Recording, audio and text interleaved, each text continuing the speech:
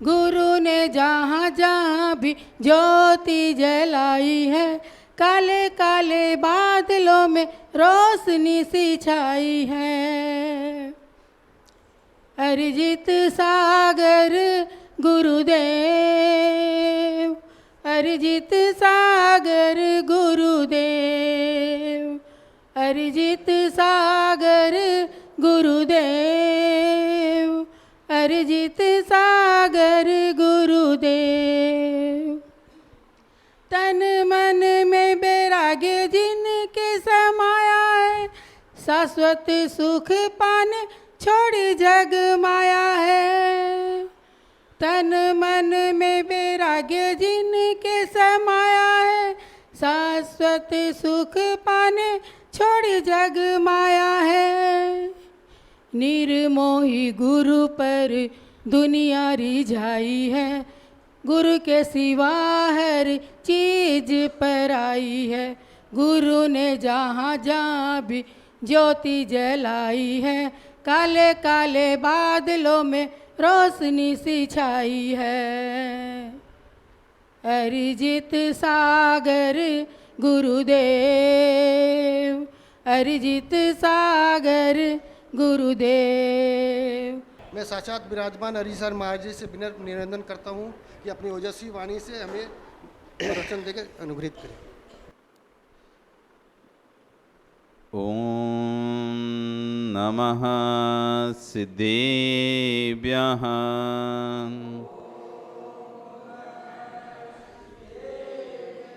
ओम नमः सिद्धेभ्यः।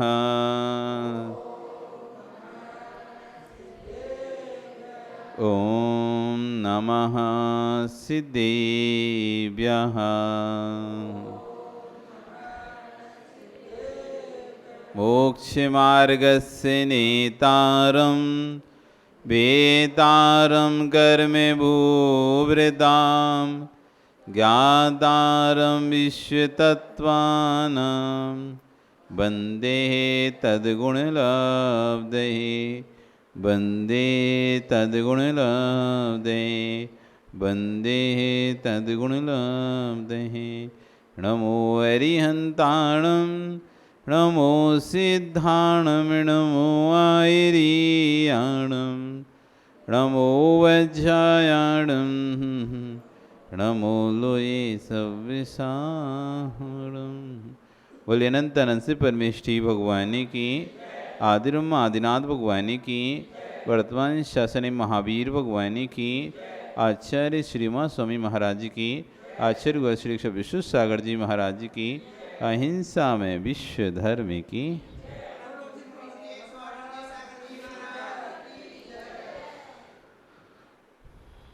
गोबंधु, आयु कर्म की यहाँ पर चर्चा चल रही है।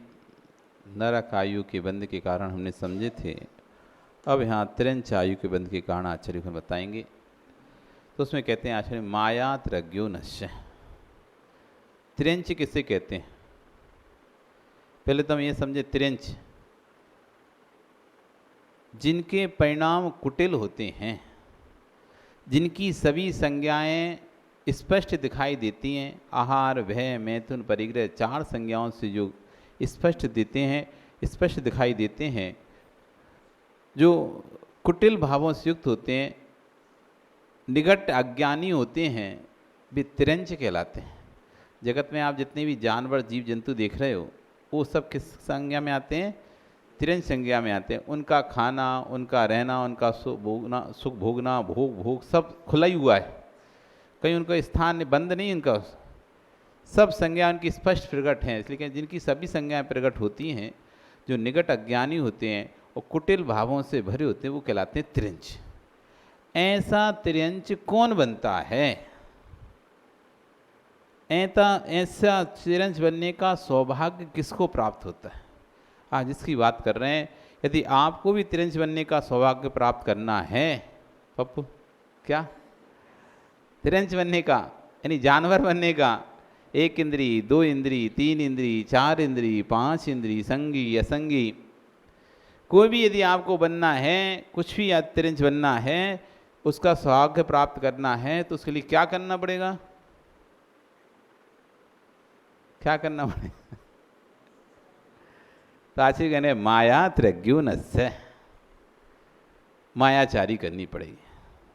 मायाचारी मतलब मनसा अन्यत्र, वचसा अन्यत्र, काया अन्यत्र। मन में कुछ, वचन में कुछ और शरीर से कुछ। मन में कुछ सोच रहे हैं, शब्दों से कुछ कह रहे हैं और शरीर से कुछ कर रहे हैं। ये बहुत सुबह से लेकर शाम तक हम करते रहते हैं। सामने किसी व्यक्ति को हम पसंद भी नहीं करते तो हाँ हाँ बहुत अच्छे उसके मुंह पे बोलते और अंदर से कहते हैं कहाँ से आ गया तू, भाग तो सही यहाँ से, कहाँ से आ गया। अंदर कुछ और भाव रहते हैं और बाहर कुछ और भाव रहते हैं। ये मायाचारी है। जो दूसरों को दिखाने के लिए किया जा रहा है, दूसरों को छलने के लिए जो भी हम कार्य करते हैं, दूसरा हमको अच्छा समझे, इस उद्देश्य से हम अच्छे बनकर बैठे हैं। हम अच्छे हैं नहीं हैं, लेकिन दूसरे को अच्छा दिखाने के लिए जो हम अच्छे बनकर जाते हैं, ये सब मायाचारी आते हैं। दूसरे को ठगना, दूसरे की संपत्ति को हड़पना, ये सब मायाचारी के अंतर्गत आते हैं। जो व्यक्ति ज़्यादा कुशल अपने आप को समझता है, ज़्यादा नीति निपुण अपने आप को समझता है, उतना अधिक मायाचारी का पिंड होता है। कुशल व्यक्ति, कुशलता का कैसे पता चलेगी? आप किसी कुशल कैसे समझते हैं? किसी को कुशल किसे आप होशियार मानते हो? अमित, होशियार किसे मानते हो? होशियार कैसे मानते? किसे कहते तुम होशियार है? बहुत बढ़िया, बहुत होशियार है ये व्यक्ति, बहुत दिमागदार एकदम। होशियार मानते किसी हो?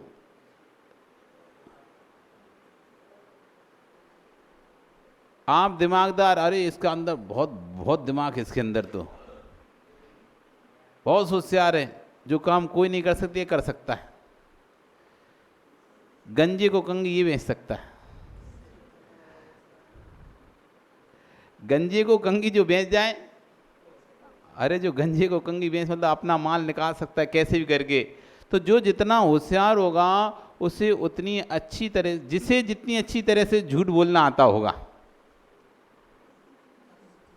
हैं? हाँ, जिसे जितनी अच्छी तरह से ठगना आता होगा, झूठ बोलना आता होगा। आप जो काम निकाल नहीं पाए, 10 दिन हो गए, महीना भर हो गए, कहते कहते नहीं हुआ, सामने वाले ने 1 दिन में करवा लिया काम। वो होशियार है कि नहीं? वो कैसे करा लिया है? कैसे करा लिया? ऐसा उसने माया जाल बिछाया। एक बार क्या हुआ, जब घर में थे तो LIC का काम करते थे, एजेंट थे, एजेंट LIC के। कौन है एजेंट अभी? पवन जी है क्या? अच्छा, रमेश थे, ठीक है। LIC के एजेंट थे तो नए नए एजेंट बने। अब नए एजेंट थे तो कुछ पता तो था नहीं कि कैसे बीमा करना होता है। सीधा सीधा बोल देते भैया इतने दोगे तो इतने मिल जाएंगे तुम्हें, ऐसा ऐसा हो जाएगा। इससे तो वो कहते इससे अच्छा हम बैंक में निकाल लेंगे पैसा, इससे अच्छा तो हम बैंक में नहीं डाल देंगे, इससे अच्छा तो हम 2 रुपया सैकड़े से नहीं दे देंगे पैसा ब्याज में, किसी को 1 रुपया के सैकड़े से ही देंगे तो भी तुमसे ज़्यादा पैसा मिलेगा। हम बात तो सही यार, अब क्या करें, पर इतना ही मिलेगा। हम तो ऐसे बोलते थे भैया जो है सो मिलेगा, कोई बीमा नहीं कराता तुमसे। जितना हम जो एक्चुअल था 5-6% लगभग इंटरेस्ट जोड़ के बता देते थे कि इतने साल में 5% के साथ 5% बस। इतना तो 1 महीने के ब्याज में कमा ले, जो 1 साल के बाद बात कर रहे हो आप, 1 साल में इतना मिलेगा, हम तो इतना 1 महीने में कमा लेते हैं।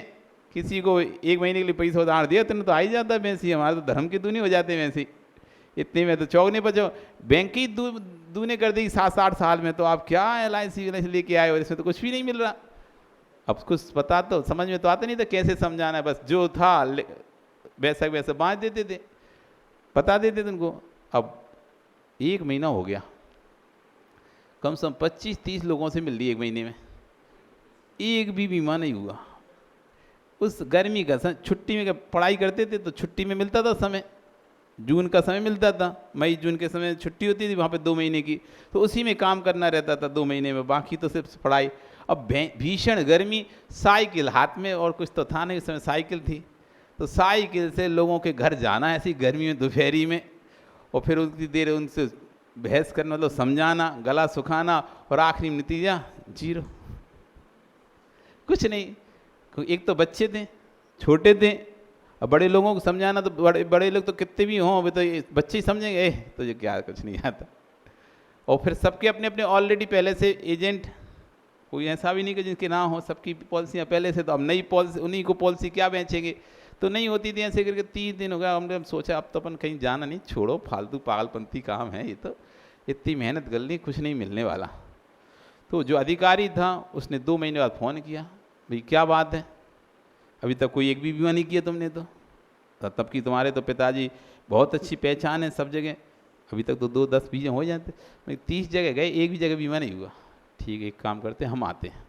वो अपनी बुलेट गाड़ी उठाया, फटफटी घुर्र करके आया, बोला तुम बैठो हमारे साथ, इस बैठो, तुम जहाँ जहाँ गए थे ना वहाँ वहाँ मुझको लेके चलो, जिन जिन के पास तुम गए उनके पास लेके चलो। हाँ कि ठीक है चलो, अपन भी अपना बैग लिए उसके साथ बैठे। अब वहाँ गए और वो सब जगह जा रहा है और समझा रहा है, उसे चेहरा देख रहे हैं बस उसका, ये क्या समझा रहा है, ऐसे समझा रहा है, ऐसे समझा रहे हैं जैसे सामने वाले को लगा कि अभी पैसा मिल गए पूरे, आज ही मिल रहे हैं जैसे। और बैंक क्या देगी, उससे 4-5 गुना ज्यादा मिल रहा है उसे पैसा, 2 का सैकड़ा ब्याज भी कम पड़ रहा है वहां पे, तो उससे भी ज्यादा ब्याज। ऐसे उसने समझाया, और 30 जगह सब जगह हम उसको लेके गए, 12-15 जगह लेके जा पाए पूरे दिन भर में, और उसने 10 बीमा कर लिए। 12 जगह लेके गए, 12 में से 10 बीमा कर लिए, साथ में पैसे लेके भी आ गया। तो हमें समझ में ऐसे करना पड़ता है बीमा।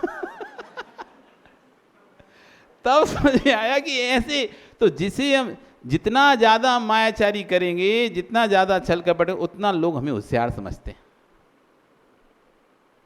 तो हमने देखा कि ये तो एक के मिलना था 1 के 2, और एक वो बता रहा है 1 के 10, अब बताओ।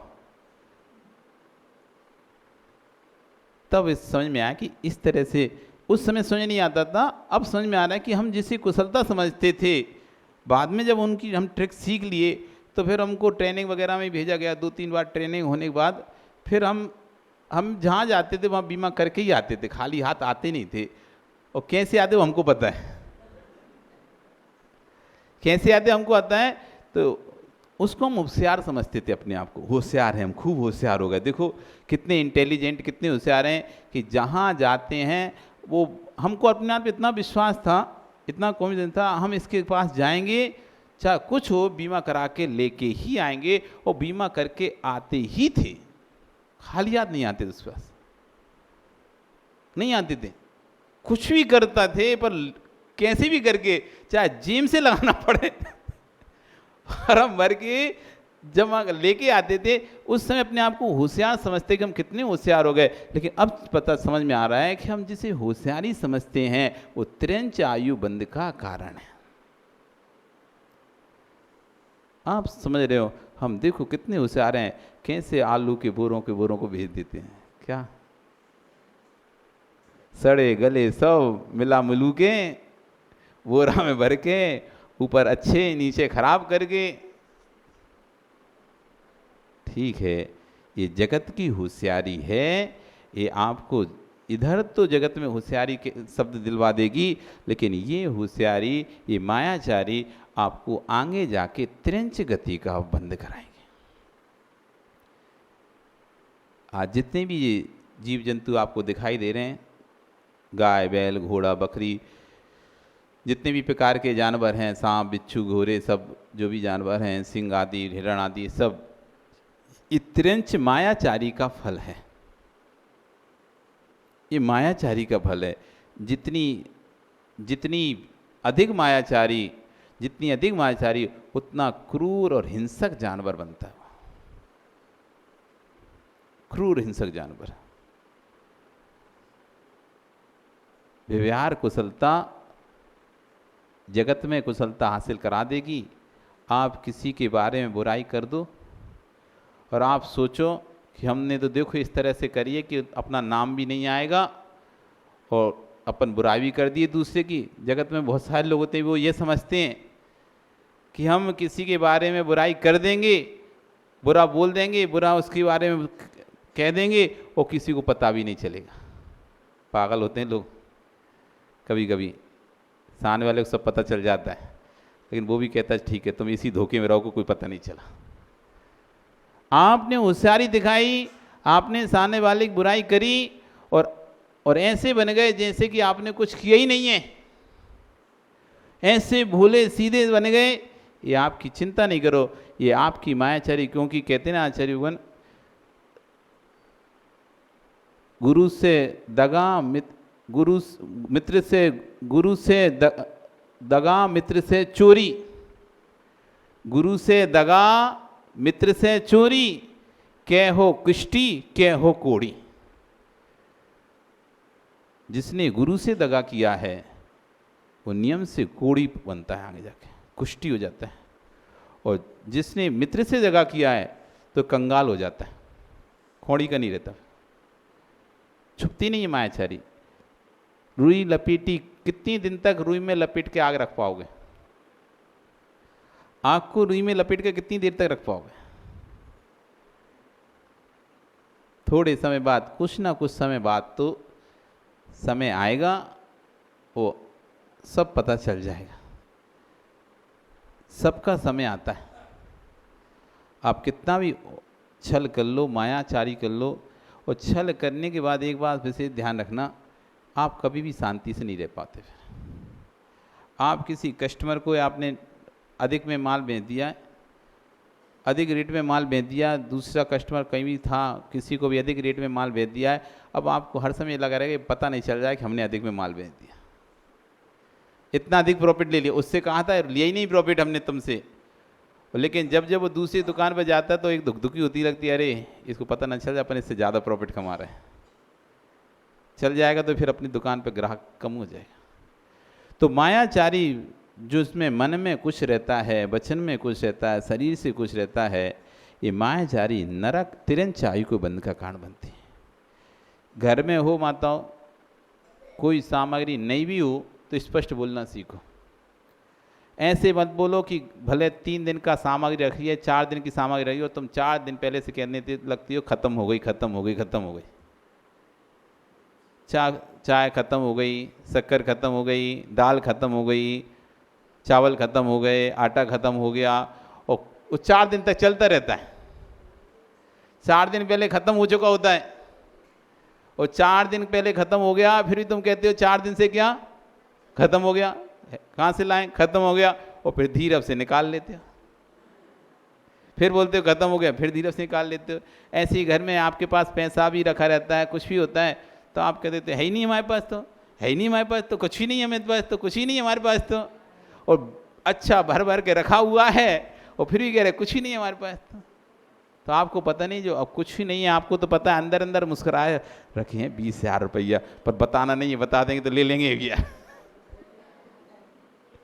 20,000 रुपये रखे हैं, पर्स में रखे हैं, अलमारी में रखे हैं, बंद करके रखे हैं, लेकिन मांगे तुम्हारे पास कुछ पैसा रखा है? नहीं नहीं हमारे पास कुछ नहीं। अरे तुमने उस दिन नहीं नहीं है ही नहीं हमारे पास, तो है ही नहीं, कहीं नहीं है, हमने देखे थे, कहाँ गलत देख ली तुमने, है ही नहीं पैसा। अरे स्पष्ट बोलना सीखो। इतने दिन की सामग्री घर में है, 2 दिन की सामग्री घर में बची है, डिब्बे में 2 दिन की सामग्री है, तीसरे दिन सामग्री खत्म हो जाएगी, इसलिए आप पहले से ला के रख दो। यदि नहीं लाते तीसरे दिन तुम बिना शक्कर की चाय पिला दो। हाँ, विश्वास रखना, अगले महीने से जैसे ही आप कहोगे 2 दिन की है, वो पहले से ला के रख देगा। उनको पता है कि ये लोग कहते रहते हैं 4 दिन पहले से, हाँ खत्म हो गया, खत्म होना 4 दिन बाद ही है, तो वे भी 4 दिन बाद ही ला के देते हैं। क्यों? उनको पता है। और आप व्यर्थ में खत्म हो गया, खत्म हो गया, खत्म हो गया, इन शब्दों को बोल बोलकर नहीं है खत्म हो गया, मायाचारी से तिरंच आयु का आश्रव करते रहते, तिरंच गति का आश्रव करते रहते हो। आप सोचते हम तो घर चला रहे हैं, ठीक है घर चलाओ, घर अपनी व्यवस्था है, कर्म की व्यवस्था अपनी है। आपके घर की व्यवस्था आपकी है, आप सोचो ये तो महाराज जी फिर घर कैसे चलेगा, घर चलाने लिए करना पड़ता है, तो ठीक है चलाओ तुम अपना घर, लेकिन कर्म भी अपना घर चला रहा है, उसको भी फिर आपसे बंधना है। वो भी कह रहे ठीक है अब हम तुम्हें तिरंच आयु में ही लेके जाएंगे, तिरंच गति में ही लेके जाएंगे, वहाँ करना कितनी मायाचारी करना। इसलिए स्पष्ट बोलना सीखो, इतने दिन की सामग्री है, इतने दिन बाद नहीं आई तो आप बिना सामग्री के भोजन करो, उस दिन मत बनाओ खाना। नहीं है आटा ला के पिसा के रखे तो आज रोटी नहीं बनाओ उस दिन। किसके राग में तुम इतना झूठ बोल रहे हो? एक दिन नहीं मिलेगा, तुम भी उपवास कर लेना, वो भी उपवास कर लेगा, अगले दिन से स्वतः ही सामान ला के पहले से रख दिया जाएगा। हम स्वयं मायाचारी करते हैं, अब हम स्वयं अपने कर्मों का बंद अपने हाथों से करते हैं। पैसे रखे हैं और कोई तुमसे मांगे तुमको नहीं देना तो स्पष्ट बोल दो मेरे पास पैसे हैं लेकिन मेरे देने का किंचित भी मन नहीं है, और आप मांगो भी नहीं। नहीं है मत बोलो, हाँ है हमारे पास लेकिन हमको देने का मन नहीं है। व्यर्थ में क्यों हम झूठ बोल कर मायाचारी करके आयु का आश्रव करें? आखिरी तुम इधर मना करोगे, वो अलवारी तुम जब सो जाओगे वो अलवारी खोलेगा, धीरे से निकाल लेगा, कहेगा ठीक है नहीं थे ना तुम्हारे पास, देखो ये निकल आए, निकले आए। इसलिए क्रियल जो भी है स्पष्ट है, ऐसा करना है, हमें इस तरह से कार्य करना है, हमें इस तरह से ऐसा कार्य करना है। जितने ज़्यादा आप अपने आप को सुरक्षित साफ बोलोगे उतने ज़्यादा आप सुरक्षित रहोगे, उतना तिरंच आयु के आश्रव कम होगा। क्योंकि जितनी आयु के समय पर तो आयु बनती है, हमने बताया था जब आयु का काल आता है तभी आयु बनती है, लेकिन उससे पहले गति का आश्रव होता रहता है। तिरंच गति, मनुष्य गति, देव गति, नरक गति, ये 4 गतियों का आश्रव होता रहता है। तो जिसके ज़्यादा शक्ति अंश अधिक होते हैं तो आयु काल के समय वही वाले परिणाम अधिक होते हैं। यदि हमने मनुष्य आयु गति का आश्रव ज़्यादा कर रहे हैं तो आयु काल के समय मनुष्य जैसे परिणाम, मनुष्य आयु बंधे ऐसे परिणाम होंगे। यदि तिरंच गति का आश्रव कर रहे हैं तो आयु काल के समय तिरंच बंधने वाले परिणाम होंगे। नरक गति का आश्रव हो रहा है तो नरक गति का आश्रम से आयु काल जब होगा, आयु बंधने का टाइम आएगा, उस समय उसी तरह के परिणाम होंगे। और देव गति का आश्रम ज़्यादा है तो आयु काल समय देव आयु बंधने वाले परिणाम होंगे। जैसे हमारे आश्रव होता है वैसे परिणाम बनते हैं। इसलिए आचार्य उनके कैसे कैसे तो कह रहे हैं और भी कोई कारण है क्या मायाचारी के अलावा? हाँ और भी कारण है। धर्मोपदेश में मिथ्या बातों को मिलाकर उनका प्रचार प्रसार करना। कोई बात जो आगम में लिखी भी नहीं है उसको भी कह देना कि हाँ आगम में लिखी है। कोई बात जो गुरु ने कही भी नहीं है तब भी तुम बिना सुने बिना समझे और प्रचार कर देने, ओ महाराज जी ने ऐसे बोला, महाराज जी ने ऐसे बोला। कोई पूछे क्यों तुमने सुना? नहीं हमने तो नहीं सुना, वो बोल रहा था। उससे पूछे क्यों तुमने सुना? नहीं हमने भी नहीं सुना, वो बोल रहा था। पता चला कोई बोले नहीं था, सुनी सुनी सुनी सुनी शुरू हो गए, वो महाराज जी ऐसा बोल रहे थे, वो महाराज जी ऐसा बोल रहे थे, तो मिथ्यावाद का आपने प्रचार कर दिया। इससे भी तिरंच आयु का आश्रव होता है। जब तक कोई भी बात आप स्वयं अपने कानों से स्पष्ट ना सुन लें, इस पर देख ना लें, कोई ठोस सबूत आपके पास ना हो, तब तक उस बात का प्रचार नहीं करना चाहिए। बोलना नहीं चाहिए, उस विषय में नहीं बोलना चाहिए। यदि कोई आपसे कुछ पूछता है कि बताओ भैया पूजन कैसे करें, तो प्रसन्न जी तुम जैसे करते हो वैसे मत बताना, या उसको ही सही नहीं बताना। कोई पूछे बताओ आगम में ग्रंथों में पूजन कैसे लिखी है, कैसे क्या लिखा है, भैया हम जानते तो नहीं है, जो करते आ रहे हैं वो बता सकते हैं। ऐसा मत बोलना ही नहीं ग्रंथों में लिखा है। बहुत से लोग पढ़े जानते समझते तो कुछ है नहीं है, जो सुने सुने आए बस उसी को मान लिए और उसी को कर रहे हैं। अब उन्हें खुद नहीं पता कि क्या लिखा है, कैसे लिखा है? पूजन के बाद जो अक्षत बचते हैं, लोग अरे इन्हें छू मत, ये जूठन हो गए, जूठन हो गए। अरे वहाँ कोई खा रहे थे, जूठन हो गए। एक थाली थी, दूसरी थाली से आप चढ़ा रहे हो, एक थाली से दूसरी थाली से आप चढ़ा रहे हो, और चढ़ाने के बाद कोई कहेगा ये बचा हुआ आप ले लो, वो कहे अरे जूठी हो गए, ये नहीं लेना।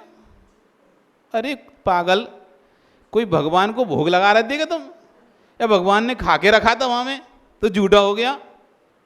क्यों भोजन चल रहा था क्या जूठा हो गया? जूठा शब्द ही वहाँ पे संभव नहीं है। जूठा हो गया, जूठा हो गया, ये नहीं ले सकती, जूठा हो गया। अरे जूठा कैसे हो गया? जूठे का परिभाषा भी जानते कि नहीं जानते? जो चीज खाकर आदि छोड़ दी जाए उसे कहते हैं जूठा। तो वहां किसको खिलाया आपने, किसको भोग लगाया? ये जैन दर्शन है, ये भोग वाली परंपरा नहीं है। यहाँ पर जैन दर्शन में किसी को भोग नहीं लगाया जाता, वहां पर भगवान को भोग नहीं लगाया जाता। हम भगवान को भोग नहीं लगाते, हम तो अपनी लोभ कसाय कम करने के लिए चढ़ाते हैं। वहां पर तो बस अर्पण है, समर्पण है। कोई भगवान को ये नहीं समझना कि हम जो चढ़ा रहे हो भगवान के मुंह में जा रहा है।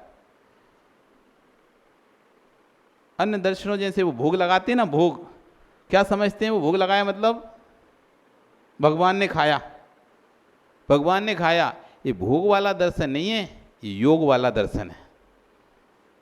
यहाँ कोई जूठा सकड़ा नहीं होता कि भगवान को तुमने वो चढ़ाया जूठा हो गया, जूठा हो गया, थाली जूठी हो गई। ये जूठे वाला नहीं है। शेष अक्षत का वर्णन है आगम में, शेष अक्षत का पढ़ लेना ग्रंथों को, रतन कांड को। शेष अक्षत अर्थात भगवान की पूजा के बाद जो अक्षत थाली में बचे हैं, जो पुष्प थाली में बचे हुए हैं, वो मंगल भूत हैं, मंगल भूत। ये वो अक्षत है, ये वो द्रव्य है जिससे हमने भगवान की पूजा की है। ये शेष अक्षत को आगम कहा है अपने ऊपर छिड़कना चाहिए, मंगल भूत है। शेष अक्षत कहलाता है। इसका नाम क्या है? बचा हुआ अक्षत। क्या? बचा हुआ अक्षत। ये बचा हुआ अक्षत ये मंगल भूत है, इसी श्रावक को अपने ऊपर डालना चाहिए। ये शेषाक्ष मंगलिक है। जैसे मुनि को भोजन देने के बाद जो मुनि भुत्त विशेष है सो भुंजई सो स्वर्ग सुख भुंजई। जो मुनि को भोजन देने के बाद जो बचा हुआ अन्न होता है उसे जो भोग करता है वो स्वर्ग के सुखों का भोग करता है। कौन कह रहे हैं? हम नहीं कह रहे, आचार्य कुंद कुंद स्वामी कह रहे हैं रेणसार ग्रंथ में। जिन लोगों को नहीं होता दिमाग तो वो तो उस भोजन, अरे ये तो जूठा हो गया, महाराज को आहार दे दिया, ये हटाओ, हम दूसरा भोजन करेंगे, ये नहीं करेंगे। जब महाराज को आहार देते हैं फिर वही भोजन आप करते नहीं करते? जूठा हो जाता है क्या?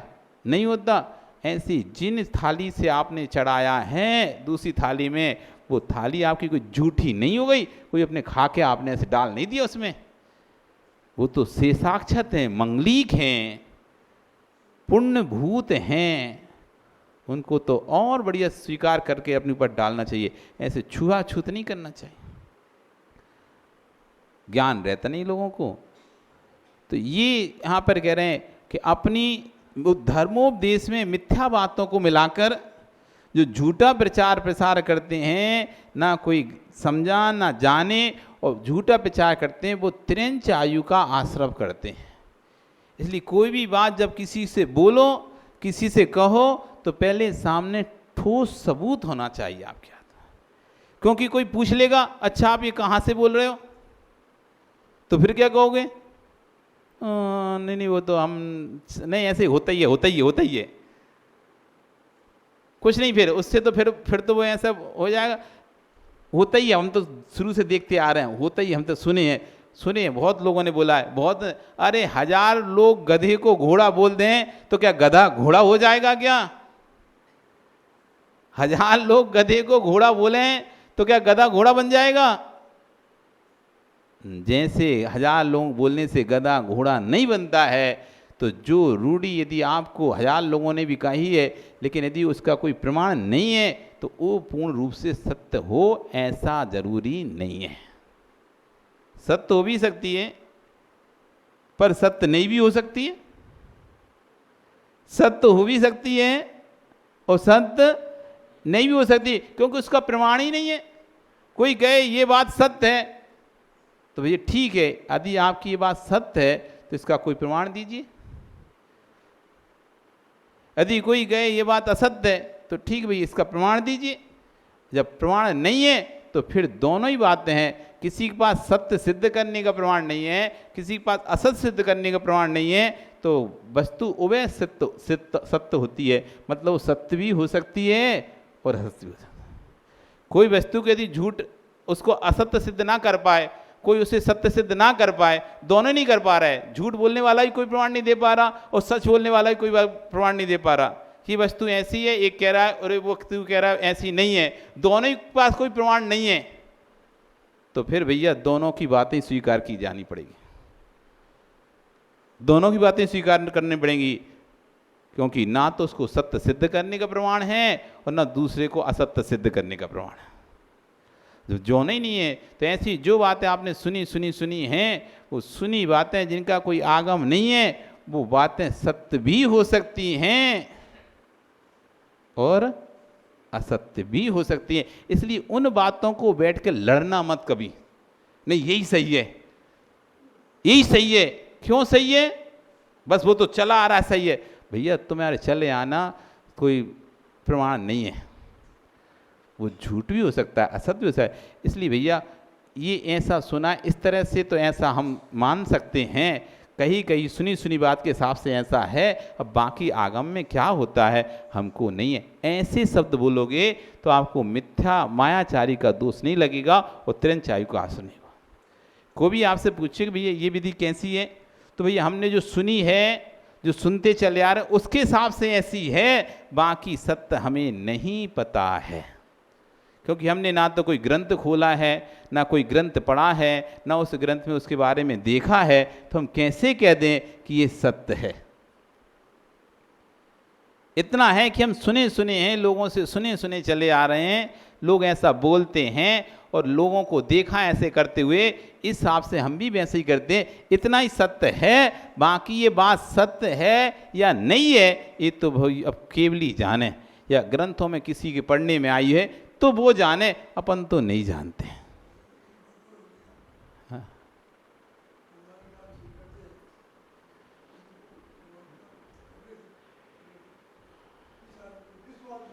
वो बोल दिया हमने, सब बता दिया, समझा दिया, आप आए नहीं थे उस दिन। तो भैया जो बात हो, जो आगम में आई हो उसे आगम के हिसाब से कहो, जो तुमने सुनी हो उसे सुनी बोलो। जो सुनी हो उसे सुनी बोलोगे तो आपको मायाचारी का दोष नहीं लेगा, तिरंचारी को आश्रप का बंध नहीं होगा। सुनी बात को भी यदि आप ऐसा कह देते हो नहीं आगम में है, ऐसा लिखा है ग्रंथों में, कोई पुस्तकों ने पढ़ा, हाँ हमने नहीं पढ़ा, किसी ने तो पढ़ा होगा, लेकिन आइए कहीं ना तो लिखा ही होगा ऐसा, नहीं भैया ऐसा नहीं। जब तक स्वयं आगम में ना पढ़ लो तब तक ये शब्द नहीं बोलना कि आगम में लिखा है, उतना ही बोलना जितना तुम्हें पता है। तुम्हें किसी ने कहा है तो स्पष्ट बोल दो, अमुक व्यक्ति ने हमें ऐसा कहा है, हमने सुना है, ऐसा सुना है। किसी की आपने बुराई सुनी, कोई आपसे बुराई करा और तुम तीसरे के पास गए, अरे यार तुम्हारी तो बहुत बुराई हो रही थी, बहुत नहीं हो रही थी, बस एक व्यक्ति ने 4 बातें थोड़ी सी बोली थी और तुम गए 4 शब्द और लगाए, अरे तुम्हारी तो पूरे नगर में ऐसी बुराई चल रही है, ऐसे लोग बातें कर रहे हैं। उसने पूछा कौन बात करे, अब वो कोई भी हो, ऐसे कैसे हम नहीं बता सकते। नहीं भैया, यदि तुम सामने वाले को इतना बताने गए हो कि आपकी बुराई कर रहे हैं, फिर इतनी हिम्मत भी रखो कि अमुक व्यक्ति आपकी बुराई कर रहा है, ऐसे बोलने की हिम्मत भी रखो। यदि वो वास्तव में उसने बोला होगा तो तुम्हें फिर डरने की जरूरत नहीं है। वो नहीं बोला होगा तो तब आप डरोगे, अरे उसका नाम क्या, किसी का नाम नहीं ले सकते, अपने बोलना है, लेकिन नाम अपन क्या करते हैं, दूसरा ऐसा कह रहा था, क्या खुद ही रहा है, क्या खुद ही रहा है व्यक्ति, और फिर भी क्या कहता है, कोई हमें ऐसा बता रहा था, कोई हमसे ऐसे बोल रहा था, अब कोई कौन बोल रहा था वो नहीं बताएंगे, मतलब वो समझ लो नहीं बताएंगे, मतलब यही बोल रहा था, यही बोल रहा है। इसलिए भैया मायाचारी का दोष ना लगे, इसलिए जो हो क्लियर बोलना चाहिए। जो धर्मोपदेश में मिथ्या बातें बनाकर बोलता है उसे तीर मायाचारी का दोष लगता है। आपका समय हो गया, कल फिर और चर्चा करेंगे। बोली भगवान महावीर स्वामी की।